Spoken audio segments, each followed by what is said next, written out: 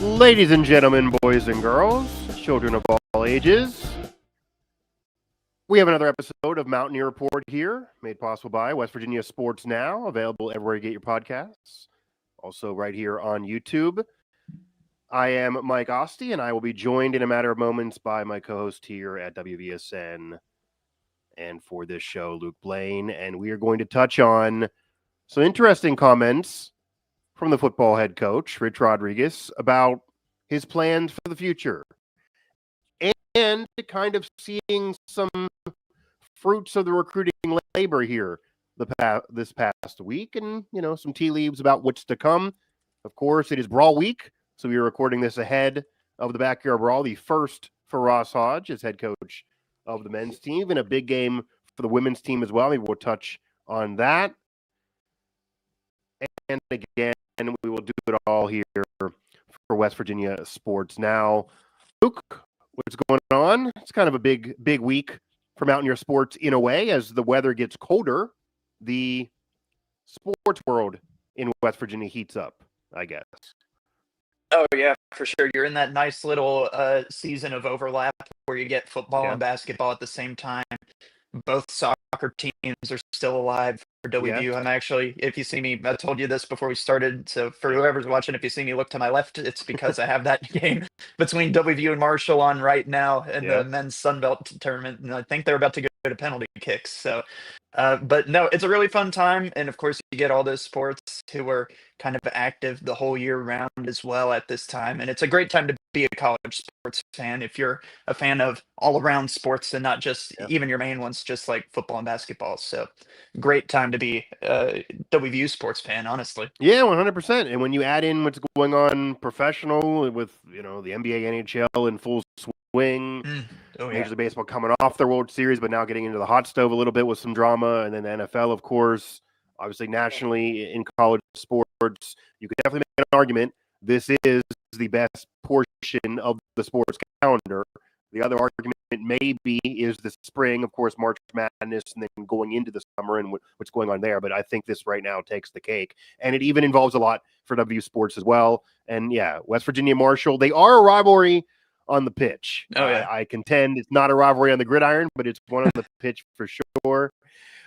But what we're going to talk about here, the open of this show actually is what's going on the gridiron, not for Marshall, but for the Mountaineers. And not even so much what's going on the rest of this season, because, of course, they can make a bowl game if they win out. They have Arizona State coming up. It's the last long road trip. They're coming off back-to-back victories. They took care of business against Colorado. Didn't play all that great. The game kind of embodied those two teams' season, but they got the win. Obviously, the big win the week before over a ranked team on the road in Houston. And the offense has been showing signs of life, to say the least, after being so bad for several weeks. But we're mostly going to put a pin in that for the purpose of this show. And, of course, if they make a bowl game, that would be good. If they don't, it might kind of not make a difference of this year and what you think of this season now that they at least got some positive play in there for fans to be optimistic for the future. And we'll see what the roster looks like for the future, because this season, regardless of how it ends, even if it ends winning out and spoiling for the Red Raiders and getting in a bowl game, this season's not exactly what Mountaineer fans want or what Rich Rod wants for his tenure or what he even promised would occur during his tenure. So can he make that maybe happen next year is kind of the segue here. And we've seen some success recently in recruiting. He did literally say that he didn't really get a full chance at it last year because they got there so late, had to inherit most of Brown's high school class. He wants to focus more on high school recruiting now, get a bigger high school class, have almost 35 high school recruits is his goal for 2026. I believe he's at 29, 28 right now, give or take one. So he may add even more. We may even see more commits. I might have to write more commits at midnight or 11 p.m. when they apparently like to announce. So there's some success there and maybe more to come. And even his strategy has been revealed a little bit. And that's where I'd like to start here. He literally said that he wants to go after more two-way players. So what we've seen from Curtis Jones, who went from linebacker to goal line running back, punching in a couple touchdowns, did it for necessity because of all the injuries and lack of size with everybody else, but it's worked out so far. And Rich Rod and even Zach Alley, the D coordinator, mentioned because of all the injuries, because of the way the sport is, because unlike the NFL, you can't trade for somebody mid-season, you can't sign someone off your practice squad mid-season. You're kind of stuck with your roster being set. Players could, ditch you, but you can't really do much mid-season. That now they want two-way players that can help them out on both sides of the ball. So number one, do you like this strategy? Because it's still very rare for those players to have immense success. Maybe we'll see more of it, but it's still a rarity. And maybe could have them add players they think are uber athletes who could play two-way, but maybe not get the actual best of that position. That maybe would be the negative, that they could get persuaded for the athlete over the best of the position. But do you like that strategy? Do you think we're going to see more of the Curtis Jones type players? Do you believe that they can have success looking at a roster that they maybe would want a bunch of two-way players, not one or two, but it sounds like you may see 3, 4, 5, 6 players go both sides of the ball. Wouldn't put it past Rich Rod, and it might happen more in the sport. Rich Rod thinks so, but it still would be pretty rare. Yeah, I think that, the way they kind of framed it, it does sound like it would kind of be more of a necessity type of thing. Uh, Yeah, More so leaning toward the way that Curtis Jones is being used. Now, obviously, that was not the plan coming into the season. Honestly, sure. the running back room was one of their deeper. The running back room Right. was one of their deeper rooms. Looking at it in the off season, and it just Yeah, everybody's dropping like flies there. But 100%. I think I'm not opposed to this. Honestly, I think that Travis Hunter at Colorado really set the stage for guys to come in and at least give it a shot. I mean, Yeah. it does kind of take me back to the beginning of the season whenever Rich Rod said if Rodney Gallagher ended up back out there at corner, then he would have done a bad job recruiting corners. So Right. now the way it sounds like we could just loop right back around to Rodney Yeah. Gallagher being on defense again, It's kind of funny that, if absolutely necessary. yeah, it's kind of funny. He wants two-way players, but not Gallagher. He wants two-way players, but he's not trying Gallagher out, even when the Yeah. secondary was so bad. Not trying Gallagher out. He's still Yeah. Mr. Hey, Jet Sweep. Yeah, someone's got to run that jet sweep, and I sure. don't think anybody can do it like Gallagher right No, he's now. But perfecting it for sure. Yeah. but That is, I actually forgot about that. No one else really brought that up. Yeah, he did rebuff Gallagher immediately to open up the season, but he's yeah, interested in two-way players. Gallagher, one more year, senior year, maybe do it again. Who knows if he's yeah, yeah, yeah, it could be. But I think specifically more so in the West Virginia, Ohio. At least maybe it's probably a smaller school thing, but I feel like a lot of players in high school are two-way players anyway. oh yeah, And yeah, maybe you don't see that in the bigger cities like, up north or even in the south, but I know that personally in my high school in Point Pleasant, we had our quarterback playing linebacker as well. So, I think that's just the way it goes. yeah. And I think that, when it comes to looking for those two-way players, I'm not sure you're going to have to look as hard to find them. Maybe not of course, your 5-star, 4-star recruits probably specialize in one position, but I know that there's a lot of wide receivers who are also corners, who are also kick returners. So, specifically on those sides of the ball, I feel like it might be hard to find somebody who would be able to play both sides on the line. So I think that would be an interesting one to see if that would work. But I know for skill positions, I know that there's plenty of wide receivers slash corners slash safeties out there. Yeah, wide receiver, corner, I guess kind of running back, linebacker, offense, defensive line. You see that a lot. You see a lot of athletes, especially in West Virginia. Maybe this will lead to more West Virginia in-state recruiting because even the best years of the program, the best players haven't really been from West Virginia. Of course, there have been some, but West Virginia thinks of their recruiting base, kind of a local recruiting base, as beyond the state. It goes into Western Pennsylvania. You're seeing a lot more recruits into Western Pennsylvania. Neil Brown did some, of course, he got Gallagher, but Rich Rod's really trying to really compete in there more so than maybe even the past several seasons. Of course, Ohio that you mentioned, Virginia, Maryland, that's really the base of the local recruits, quote unquote local recruits that West Virginia goes after. And then of course they dip into Florida, they go to New York, they're all over the damn country now, like everybody else. You're going to find two-way players. There are two-way players out there. A lot of high school athletes, even if they know they're going for one position in college, have experience two-way wise in high school. 100%. That's almost across the board. But it'll be interesting how much he uses the two-way players, how much he tries to use them if he has everybody healthy, because he also, the same press conference, Luke, he also mentioned that he assumes, basically, to paraphrase, he's not going to deal with as many injuries to key players again next year. He only had this happen one other time in his 30-year coaching career that he can recall. So, assuming he doesn't have this horrendous luck again with injuries, you may not have to go into the well of two-way players as much, but maybe he wants to. It could be harder for other teams to scheme. Maybe he thinks he's going to revolutionize this instead of just the Travis Hunter thing, which you bring that up, and somebody actually asked the question and brought it up as well when he mentioned two-way players. It's obviously the peak of it. That's the peak.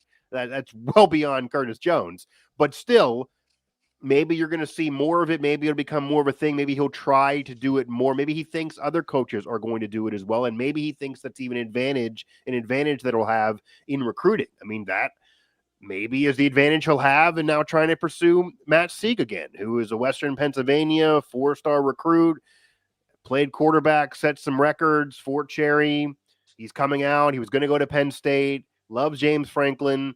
He's now opening up his recruiting because James Franklin got fired by the Nittany Lions. And he's looking at West Virginia. He's also looking at Pitt. He's looking at maybe even staying at Penn State. He's looking at Virginia Tech. He's looking at Notre Dame. He's looking at wherever James Franklin goes, and maybe the assumption even could be Virginia Tech. And he's looking at a lot of schools that West Virginia often recruits against, but he was going to go play safety at Penn State. A lot of those schools are also recruiting him at safety. If West Virginia would say, hey, man, you're not going to be quarterback probably. Safety makes sense, but we'll do a two-way thing. We'll give you some time. Maybe safety. Maybe we'll try wide receiver. Maybe he can be a slot receiver. Maybe we'll give him chances on the offensive side of the ball. I know for sure from interviewing him in the past when they were recruiting him initially, I think it might even been 2 years ago, that he wants to play offense as well. He's dreamed of playing offense as well. He would love to play offense as well, even wanting to play quarterback, actually, when I talked to him originally. Kind of gave it up because he thought his best chance at college or high-level ball in Power 4 is safety, is corner, is defense, nickel, wherever he ends up playing. Maybe they can say we kind of agree, but also we'll give you a chance on offense if that's really your dream. Maybe that's also a recruiting edge that other schools maybe don't want to offer. So maybe that's part of this as well here. Luke Blain, Mike Asti, Mountaineer Report here, West Virginia Sports Now, talking some recruiting and some recruiting success by the Mountaineers so far. So in addition to wanting to look for two-way players, Luke, I'm sure you've seen, and of course, a commitment is a commitment. You got to take this with a grain of salt in this era until somebody signs and literally steps foot on campus, until the season's about to start or spring ball or fall camp. Nothing's fully locked in. Of course, we see players decommit all the time and switch things up, and more is to come likely. And the class is already bigger than it's been, and it maybe will even get bigger. And it's a full year now recruiting for Rich Rod and his staff, whereas last year, again, they pretty much inherited what Neil Brown gave them. And I will add, to Neil Brown's credit, it could have been zero. He actually worked to keep those kids at WVU despite getting fired. I don't know if I would have done that. But nonetheless, Rich Rod's had some recruiting success. He's flipped kids from Power 4s. He got a North Carolina kid that flipped from UNC. Of course, there's a lot of turmoil there. Maybe he thinks Belichick's going to leave or get ousted or whatever. But still, he's flipping Power 4 kids. He's flipping kids in general. He's getting commitments. He says he wanted 35 kids. He's going to likely get there. That's a high number for anybody. I don't know where the recruiting ranks are going to land, but he's certainly looking like he's going to add some 4 stars in this class. It's not always going to just be 3 stars that fans think that's kind of the peak for where they normally get kids at or where they finish in terms of ranks. Does Rich Rod's recent recruiting success and kind of what he's saying and seeing a little bit of the fruits of that labor come true provide you optimism that maybe he's, not just, blowing smoke and we're actually going to see next year be, okay, I'm here for a year. I can recruit this. I'm going to show you, and they can actually have a successful season next year. Yeah, I think there's always that possibility, right? I think, one thing that kind of sticks out to me is that I think high school recruiting and portal recruiting are two different things. Yeah. I think that you absolutely can't, I think that bringing in 35 freshmen would be great. I think there are some good names, some guys who could get some minutes next year, and some more that are looming that, look like they're kind of leaning toward WVU. Right. So I think that when it comes to the portal as well, you are looking to bring in established players. That is something that I was critical of Rich Rod for last off season, and it's uh, kind of coming to it now where, I wasn't high on the team at the beginning of the year. And a lot of people, so Yeah. some people I think were a bit too optimistic. And that was just because I saw the talent that he brought in from the portal. And those are the guys who have the experience. Those are the guys who, whether it, is at an FCS school or a MAC school somewhere, they have the snaps under their belt. So, but just wasn't enough for this year in the Big 12. And maybe, the possibilities there that they go 2-0 in the next 2 weeks and they make a bowl game. I would consider this season a success if so. But I think Yeah. he really needs to go out into the portal and get some game breaking transfers, maybe add some wide receiver depth. Definitely need some help on the defense, specifically in the defensive back room. So I think that it does give me optimism. It gives me optimism that he can bring in players who can buy into that hard edge mentality, because I think it is such a mentality driven program that he is running. And I have a hard time imagining that any kid who's just in it to get the paycheck is going to want to stick around and play for Sure. Rich Rod. Sure. So you need to have those type of players who have that level of buy-in, have that level of synchronization with that mentality and what they're trying to accomplish here, and then you can start to lay those foundational building blocks. I just think you have to find a way to get some of the kids here who can elevate the program while buying into that, because mentality, unfortunately, just isn't enough. That's definitely the case, especially with this Rich Rod program more than any really other era of WVU football. Obviously, the first tenure would be the other one that was similar to this in terms of needing the mentality, but needing the mentality in this era is even more important. You do need that buy-in, and you need the right type of kid to want to play for Rich Rod, even in this era, and to be hard edge. But I think what we're seeing, the glass half full take would be that number one, he is having success sitting down in the room and selling kids, selling top recruits on what he's doing as a coach. Maybe there is a little bit of kind of what Huggins experienced and what West Virginia basketball has not experienced since him, that they are just going to be they're going to be kids that are going to want to just play for Rich Rod, even though it's hard edge and maybe they won't want to do it in this era. There might be some other kids that say, okay, he's a borderline Hall of Fame coach. I want to learn from this guy, just like Eric Stevenson came to WVU to play for Bob Huggins. He said that's the reason he wanted to play for Bob Huggins. So Rich Rod might be a tie-breaking scenario in some regard because of his accolades. And you'd have to imagine, even though they used it as an excuse last year, that the money wasn't right, even though they said it was going to be better, and then it wasn't right, and they lost out in some recruiting battles because of money, that Rich Rod said it's been rectified, Ren Baker said it's been rectified. Myself, I take that with a grain of salt and roll my eyes a little bit because we heard that song and dance a year ago, and then now they're coming out saying the money wasn't right and using it as an excuse. However, to be able to get these certain recruits, and I'll say it, Kevin Brown, who's throwing the WVU gloves on in the middle of his high school games, and he's a 4-star offensive lineman that was going to Penn State, was certainly going to get money there. I know that. And now he's looking at West Virginia in terms of flipping over to the Mountaineers. You have to imagine, I'm not saying they're going to beat out Ohio State or those schools in terms of finances at all if it's money versus money, but you have to imagine they're at least able to do more financially. And if you have a 4-star, like Kevin Brown has Ohio State also interested in him. So as much as he might buy into hard edge, Luke, if Ohio State says I'll give you, and just random numbers, if Ohio State says I'll give you $2 million and West Virginia says I'll give you $200,000 and he likes hard edge and likes Rich Rod, he's probably going to say, I can't do it. That's a lot more money over there. I got to take the money for my livelihood. West Virginia has to have a little bit more or be getting closer. Has to be, or else they wouldn't be in line for these kids. Certainly not Kevin Brown.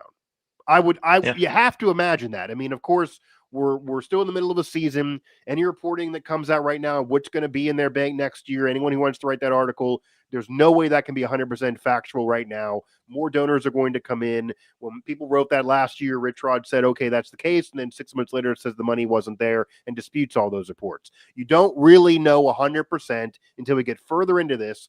But to see success in recruiting has to provide some optimism that the money's better. Has to. Because even if you buy into Hard Edge and buy into Rich Rod, kids go to schools for coaches and money. So, yeah, okay, Rich Rod coaches. Zach Alley's a coach. The staff coaches. They like that. You got to have the money be closer, at least. And maybe it's at least closer now to be able to win out and get some of these kids. And Kevin Brown is that would be a major win. And we're speaking before his announcement. It could happen any minute. It could be happening as we're recording this, to be honest, because he's wearing the gloves. He's in images with the gloves. I know he's talked to him and visited them, and everyone in media's talked to him. I've written 6 stories and talked to him 85 times. It seems like he's coming.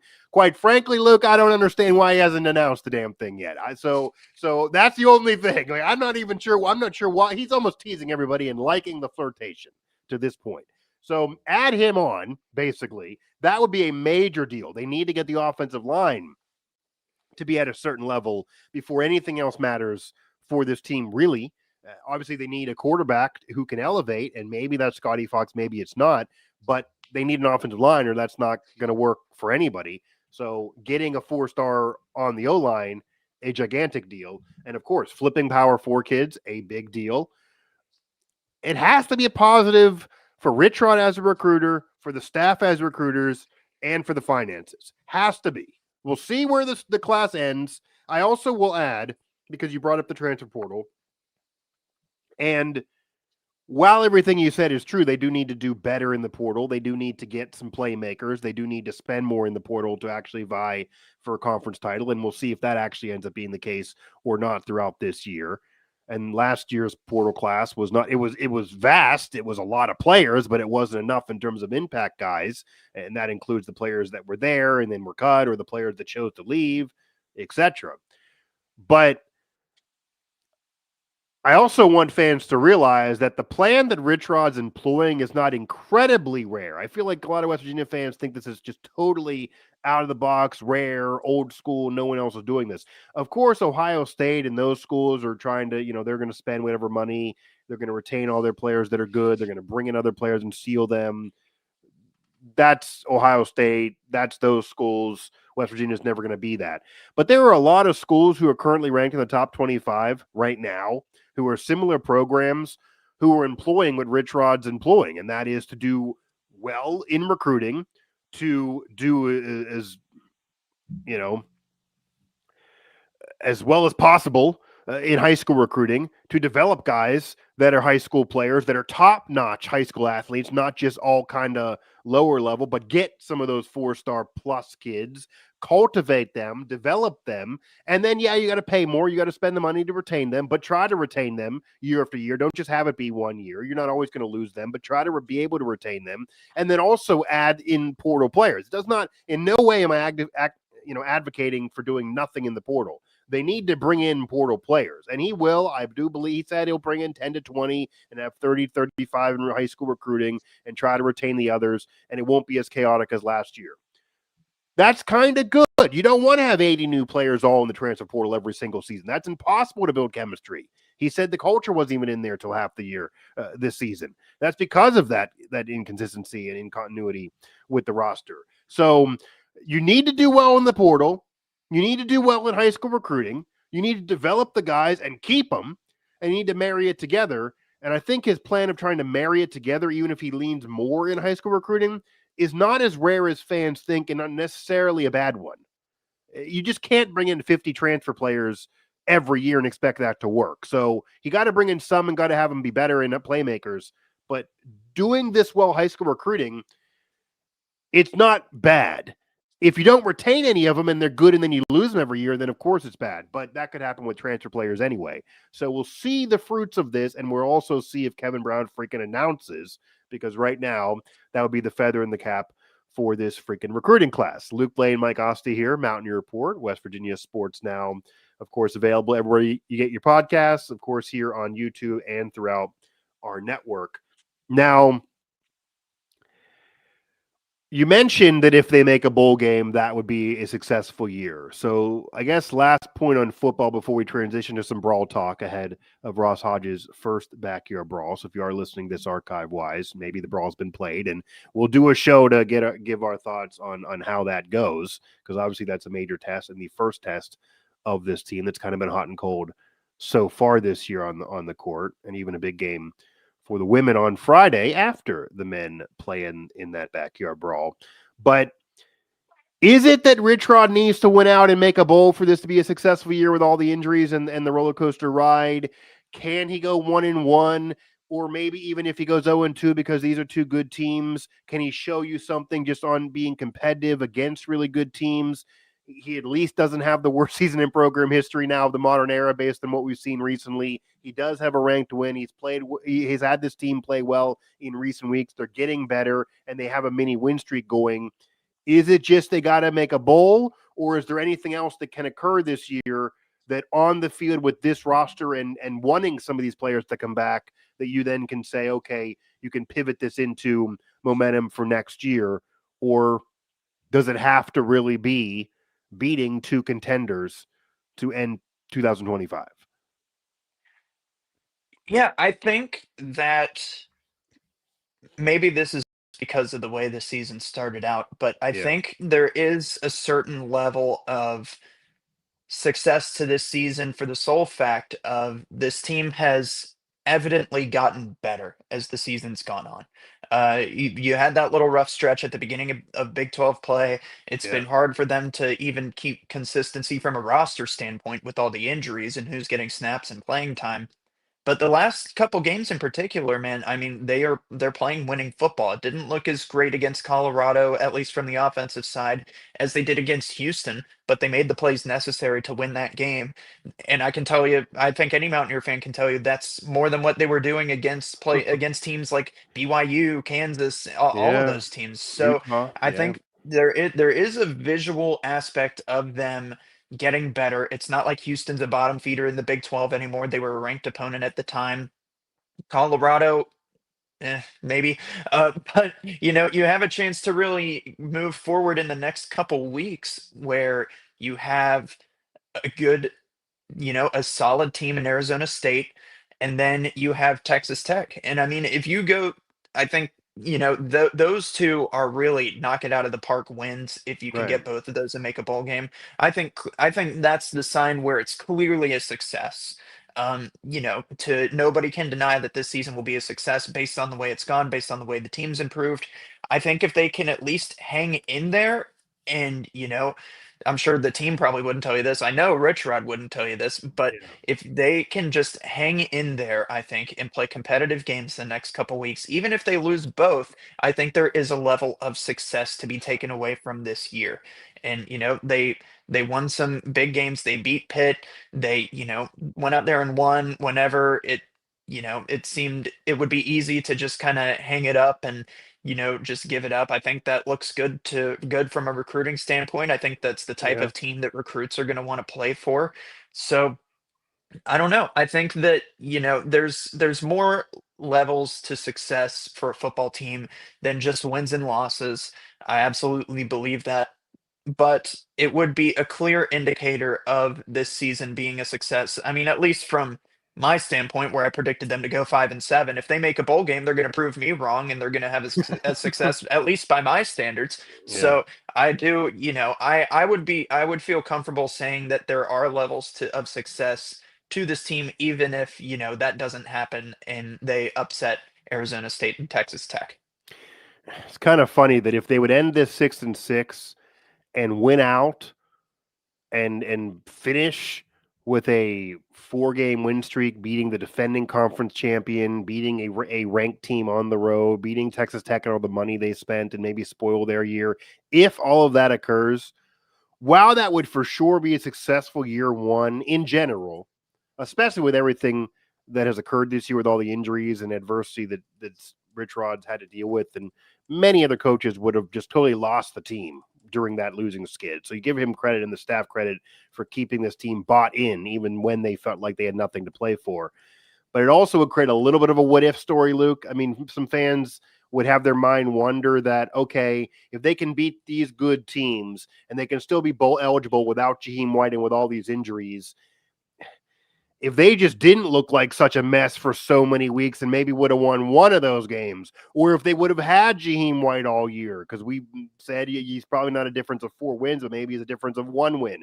So if you go 6-6 and then add one more for Jaheim, add another one for maybe a myriad of all the other players that were injured, maybe Jaden Bray, and then maybe just say they're going to play better during the stretch in which they lost so many damn conference games and got blown out week after week. You're all of a sudden building an 8-9 win season here where they're very much in the Big 12 race with what's gone on this year. And then, of course, you win the Big 12, you're in the CFP no matter what your record is. It's a little bit of a what if that it could actually have been freaking better, even with the credit to have the season end on a high note. That's what'll be funny about it. But in all reality, when you lose that many key players, you are in year one. The roster was always flawed. Recruiting was never as sound as maybe it was advertised in the offseason.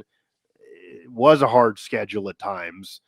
6-6 in a bowl game was what I always thought maybe could occur and would be the ceiling for this team. I don't know if I ever dreamed that it would be possible when they were going through their losing skid and they were getting blown out week after week. So to even have this be a conversation right now is a gigantic deal. Do I think they're going to win out? No. I wouldn't be shocked if they lose both games.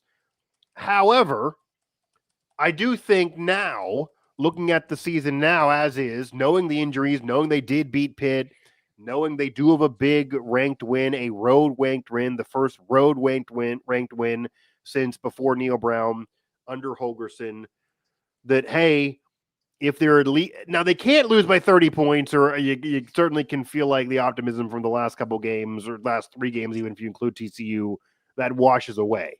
But if they're competitive, certainly if they go 1-1, especially if they play well on the road at Arizona State on a long road trip, if they show they're still bought in, if they still perform to a certain level, at least to where they've been performing the last 3 weeks from TCU on, after UCF really on, then I think it's a success, even if they only have 4 freaking wins, and you can at least pivot that next year, use some excuses, use the money, use recruiting, use getting there late. You can do all of that. You can't use those excuses for next year, as I already have said. But if you recruit well, you end strong, you retain some players, you maybe feel like you got your QB, you build around, maybe you bring in a veteran to compete, maybe you try to keep Zach Alley if he's going to be persuaded to leave elsewhere, if you do like him as a defensive coordinator.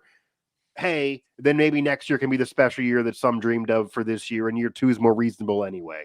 But if you lose by 30 points these last 2 games, I don't care who the hell you're playing, then of course there's reason for that optimism to go away. And we'll see what happens. Right now, I believe Arizona State is favored 10.5 in some books, 11.5 in other books. Maybe that could even jump more. They are at home. They're not as good as they were a season ago, but certainly could get the win in their favor to get the win. And then Texas Tech has a lot to freaking play for, and they're beating everybody. So with the roster they put together, even in Morgantown, Texas Tech should be favored. But hey, West Virginia maybe could play the role of spoiler.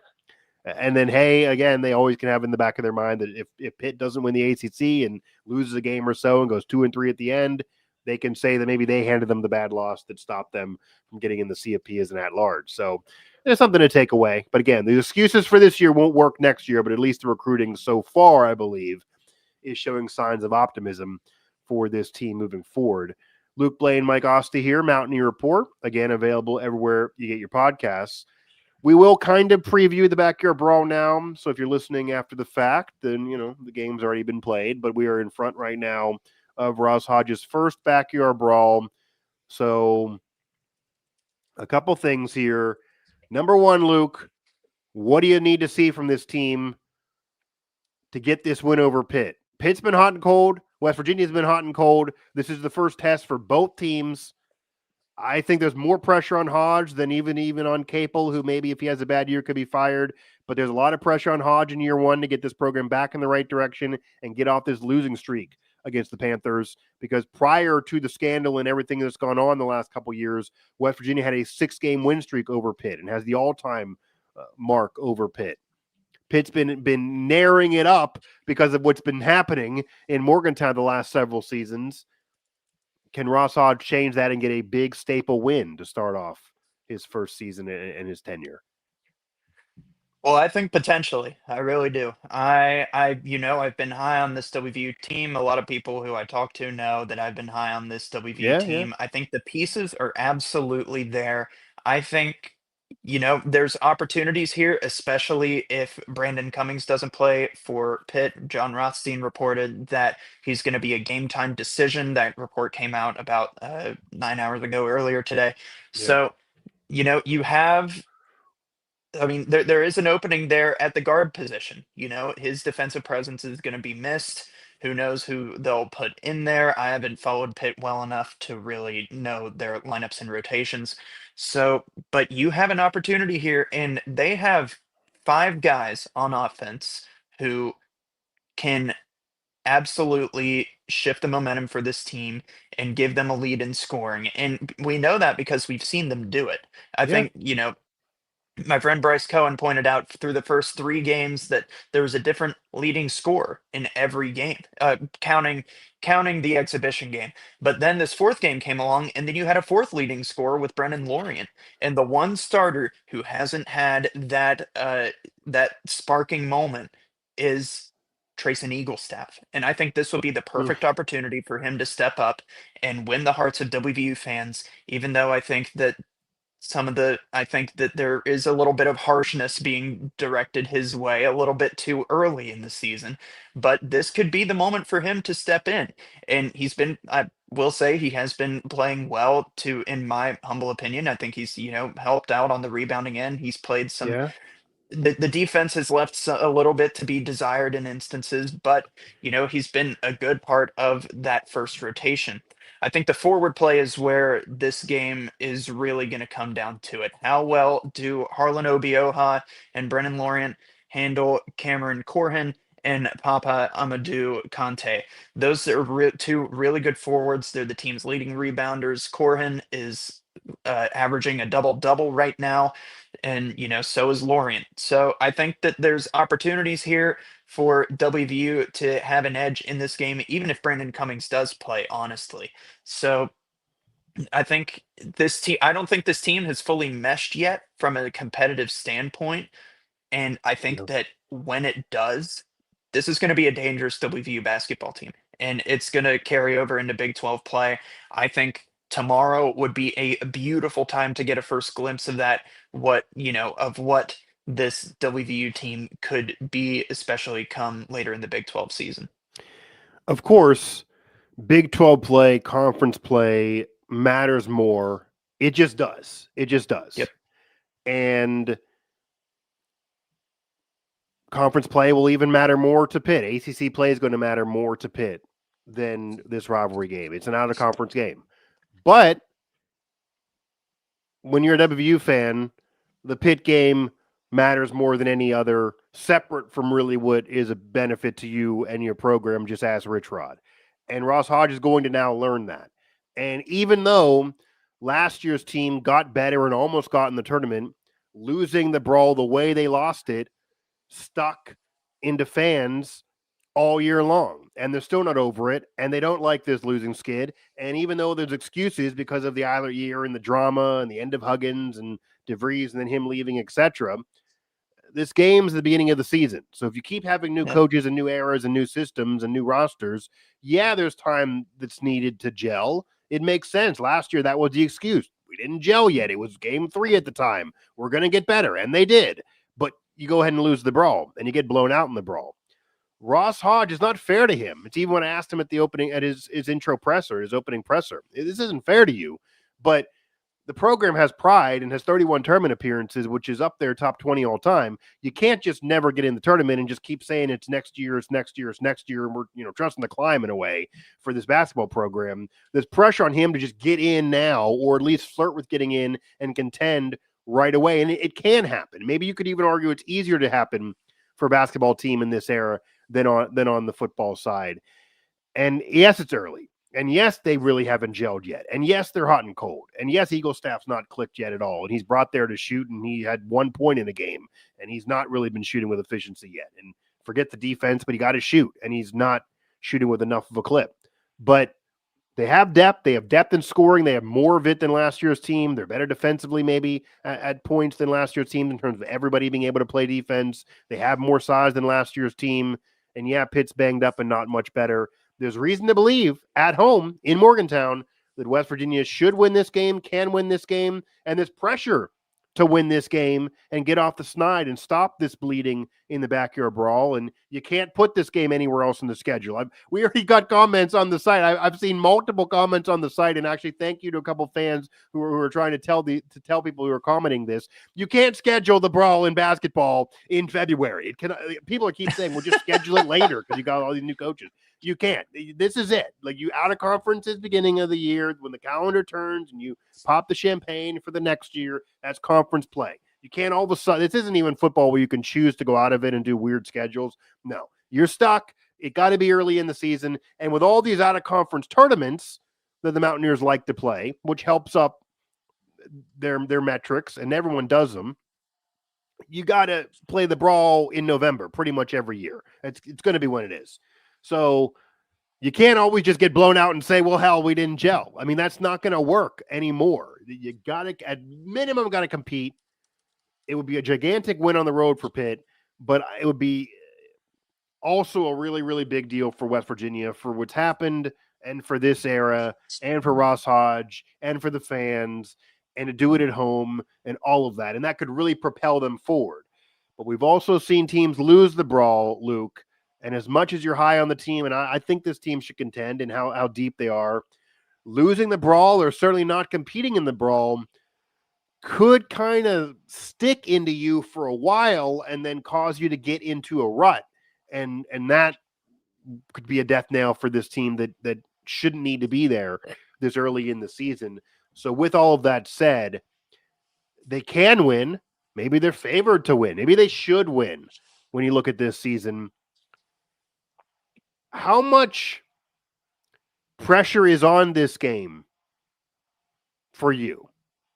Like, how much fire? I mean, you're closer to having recently graduated. How much wiggle room is there? This is year one. Ross Hodge is not going to get fired even if they never win a game in year one. But what will the atmosphere be like if this is another Brawl loss for you? How much pressure is on Hodge to get this victory?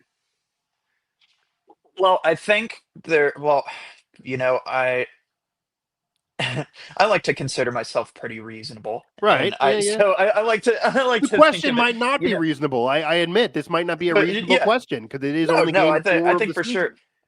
If you're Yeah. looking at if I'm answering this question honestly for myself, I think that there is added pressure. I think that there's an understanding that it's more important than any non-conference game you'll play, Yeah. and probably to a fan, it is probably, to the average fan, it's probably more important than most conference games, aside from, Kansas and any other opportunities they Right. get a high-ranked win. I think that, the pressure has alleviated for me just a tad bit because we saw it last year when WVU got blown out of the Brawl, and then they Yeah. still got snubbed from the NCAA tournament. The Big 12 is going to give you a lot of opportunities to get some quality wins, and I Yeah. don't think that a game this early can be fully indicative of the team. And I mean, we saw it last year too, where they lost the Brawl, and then a couple weeks later, they have a top three win over Gonzaga, Yeah. and then they Yeah. hung in Better. there against Louisville, and then they beat Arizona, and all in the Yeah. span of 3 days, four overtime games. Or three overtime games, excuse me. So I, d- I'm not. I think this would be a great win for the atmosphere, for the fan atmosphere. I think it would finally win some fans over to, hey, this team could be legit if the pieces fit right. I don't think that if they lose this game, that's not out of the question for me at all. But I think it'll definitely boost fan morale. I think a win in the Backyard Brawl in any sport's going to boost fan morale. Yeah. So looking at it from the standpoint of the season's definitely not over if they lose this game. And but to a lot of fans, some fans might hit the panic button. And, personally, I know I won't. I probably wouldn't until we get too deep into conference play, or unless they start losing some of those too many of those P4 games before we get to conference play. So I think that there's definitely a level of, this is a rivalry, this is important. I think you need to see the buy-in from the coach. I think Ross Hodge knows how important the game is. He definitely stressed that after the win over Lehigh. And, you definitely need to see that buy-in from the players. So I'm really going to be excited to see what the atmosphere is like. I'd imagine it'll be a lot better than, not saying that there were bad atmospheres in the first couple games, but I'd imagine that it will blow the first 3 games out of the water. So it's going to be interesting to see this team, how they respond to a heavy fan presence in their favor. So I don't know. I think that I could really be talked into either way, but I've been leaning optimism for this team. So unless the whole team gets injured, and also we have to think about it, this team's not at full strength either. Last year the team was the last year the team was at full strength. So I really don't know how much we'll know about this team if they lose. I can tell you we'll know a good bit if they win, especially if they win by you know win by double digits or something like that. But you still have Chance Moore, you still have Jackson Fields, who have not seen the floor yet. Sounds like Jackson Fields is getting closer to coming back based on what Ross Hodge said the other night. But I'm wary to give any final judgment on this team based off of the 4th game of the season. Yeah, I mean, again, it's the 4th game of the season, but separate from the rivalry, another reason why this is a big test, this is going to be the very first time, let's just be honest, the very first time this year that they are going to face a team with equal talent. They've had bad moments already. There already were moments this year that made fans think, oh, they might get upset here. There was concern at points so far through these first 3 games, and yet they won them because they're the more talented team, and they're the P4 team, and they are West Virginia, and those teams are not. In the brawl, you're facing a similar type of team than you. So if you go through those spurts where you're struggling, Pitt could actually beat you, even though it's in Morgantown. So it's the first test in general off of the best team they're going to face. And it's, of course, the Backyard Brawl. So you win it. You can use it as the first big win. You can point to it as something for the Ross Hodge era. You can even say what you just said, that, okay, we got this one over a Power 4, over a rival, a big game, and we're not even full strength. So look what would have happened if we were full strength. Imagine that. Will be better as the season goes on. If you lose it, then you're going to have fans saying, oh, man, all is lost, and we got to get these guys back tomorrow, or else we're going to have the season go off the rails. But, of course, doesn't mean the season is over either, because last year's season was kind of saved despite the brawl loss. But these are always going to be early in the year. It's just when they're going to be. So if it's a big game to you, the chemistry thing is never going to be perfect for any team, even if you have a staff who's been around forever in this era. So you need to figure it out, and you need to have a chance at a victory, and you need to get that victory when you know how big of a deal it is to the fan base. I think there's tons of pressure there for sure for Hodge in his first brawl. And maybe you're foreshadowing Eagle staff finally flapping his wings for the first time this year. Now, we will wrap up with another big game on the hardwood for a Mountaineer team, and that is the women's team, who is now facing an opportunity as well, a test for them as well, a major test for them and a major chance to score a big-time victory, maybe the biggest win, you could argue, the regular season for Mark Kellogg in his brief tenure there, as he's looking to get them back in the NCAA tournament and build off of the last 2 years and maybe even go beyond. Not a superstar there, but Shaw's getting it done, and this team is winning so far with some comfortable margin victories so far. But a win over Duke, doing it at the Greenbrier, would be a gigantic deal. How big of a deal? We talked brawl, big deal for Ross Hodge, a rivalry game. How big of a deal is this matchup for Mark Kellogg? Sure, it'd be a gigantic win, a feather in his cap and for his resume if they get it. If they lose it, I imagine you're going to say all is not lost. The season's not over. You certainly can still fix it. But how big of a deal is this big-time game at the Greenbrier for the women? I think it would be a huge deal. I absolutely do. Duke is a good team. They have four players in double-digit scoring average, and there's one. The next one down is 9.7. So darn near five players with double-digit scoring. And I think that this is still a team that could, if WVU wins this game, you are telling the Big 12 that they are still contenders, even without JJ Quinterly and Yeah. even without a lot of the other depth pieces that they lost last year. Sydney Shaw is having a tremendous year, and she's leading this WVU team very well. And, her and Jordan Harrison are a very good combo guard setup. Yeah.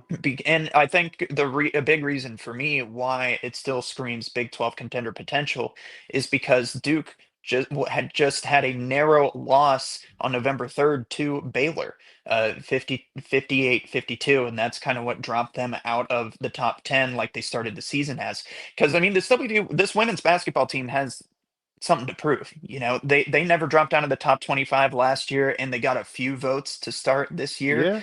Yeah. I think that this team has an opportunity to show that, hey, we're more than just JJ Quinterly, and that is nothing against, JJ Quinterly is a tremendous player. Loved what she was doing at the Yeah. Dallas Wings this season. Yeah. She's But very, very good.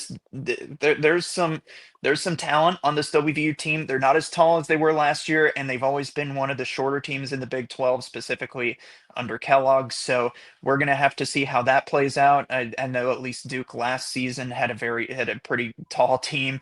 Saw them play against Lehigh in the first round of the NCAA tournament. So that was that was really cool to see them, and maybe they're using a little bit of the scout from last year, probably leaning on this year too. But that's just the thing is WVU. It's always the rebounding battle, the battle inside has always been a huge deal for the WVU women's team.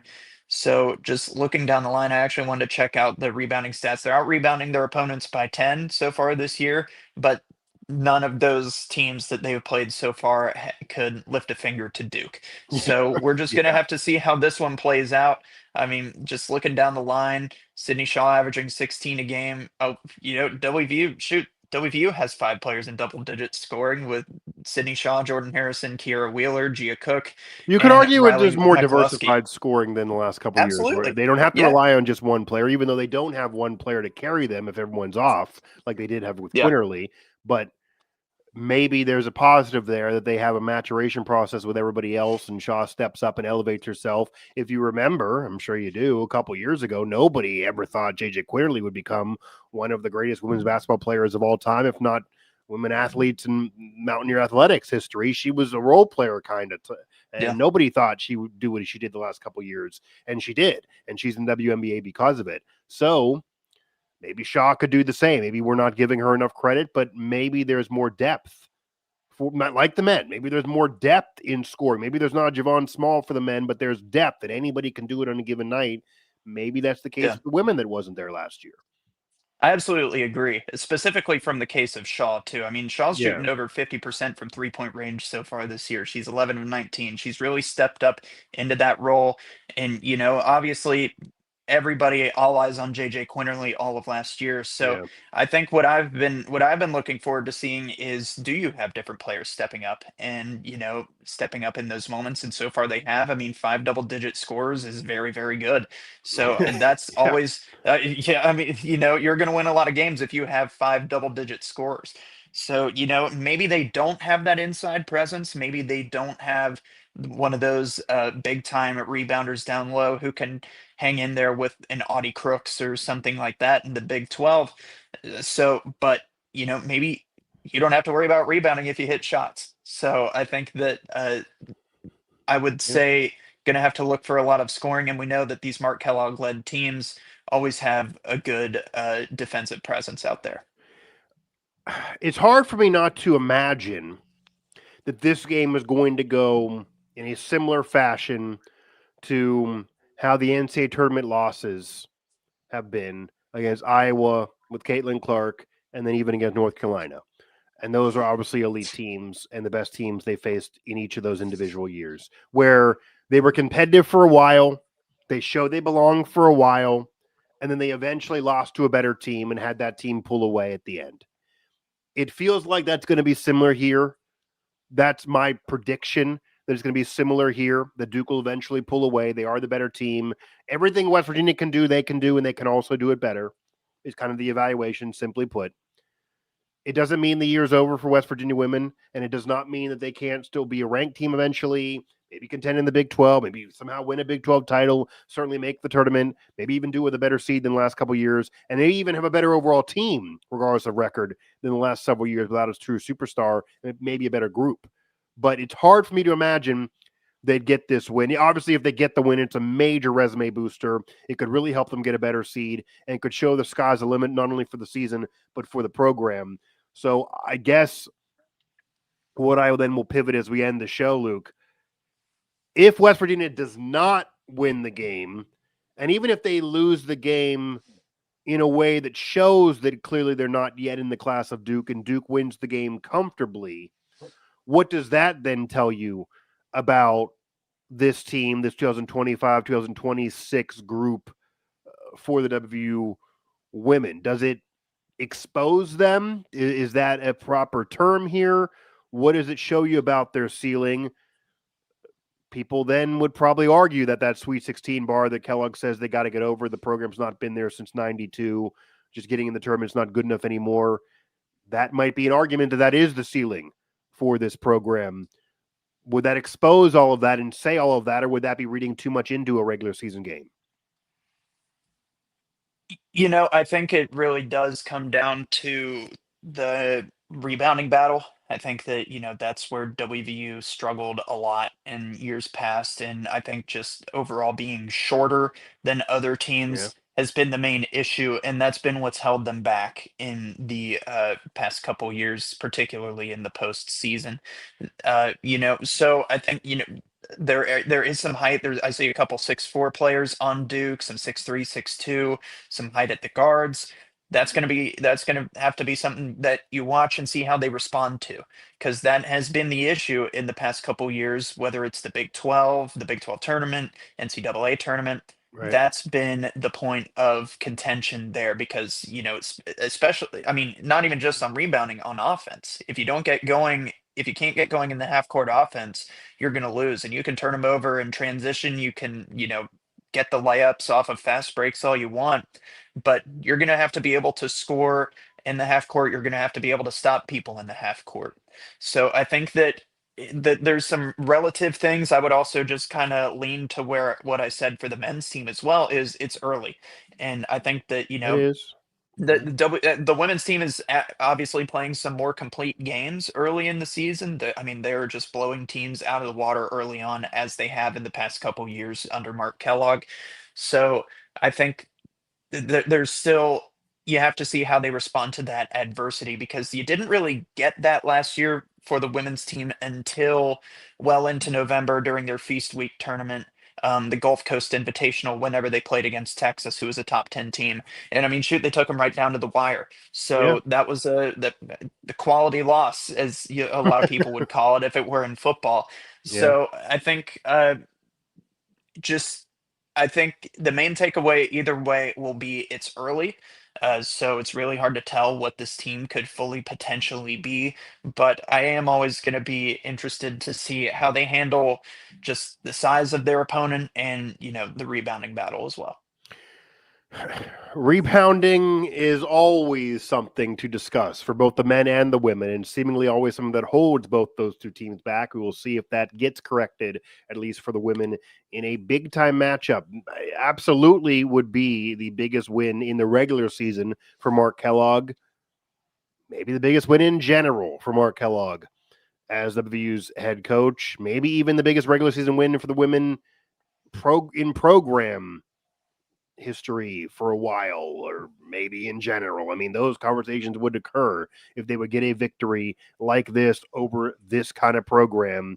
And it's not in Morgantown, but it certainly is going to be a friendly atmosphere, you would imagine, kind of a cool event as well that we'll be covering, and Luke will be there in attendance. So we'll see what happens. We'll see what happens. I don't think that a loss for either group, the men or the women, in the Brawl or at the Greenbrier, means either season is over. However, fans are going to go there if they don't at least compete, and certainly if they get blown out in those games, certainly if you repeat last year for the men in the Backyard Brawl, and really even for the women, you're going to absolutely get up, I don't want to deal with another rebuilding season. I don't want to have to lose the pit again. If you're the man, Ross Hedge is, he's not the guy. And then for the women, there's a ceiling. We're never going to be Duke. That's going to be the discussion. I already know. You get victories, you shut up that noise. We'll see what happens, and a lot on the line for Ross Hedge and Mark Kellogg, respectively, before this week closes out. That'll do it for this edition of the show. So Mountaineer Report, again, available everywhere you get your podcasts. And, of course, our coverage is available at West Virginia Sports Now.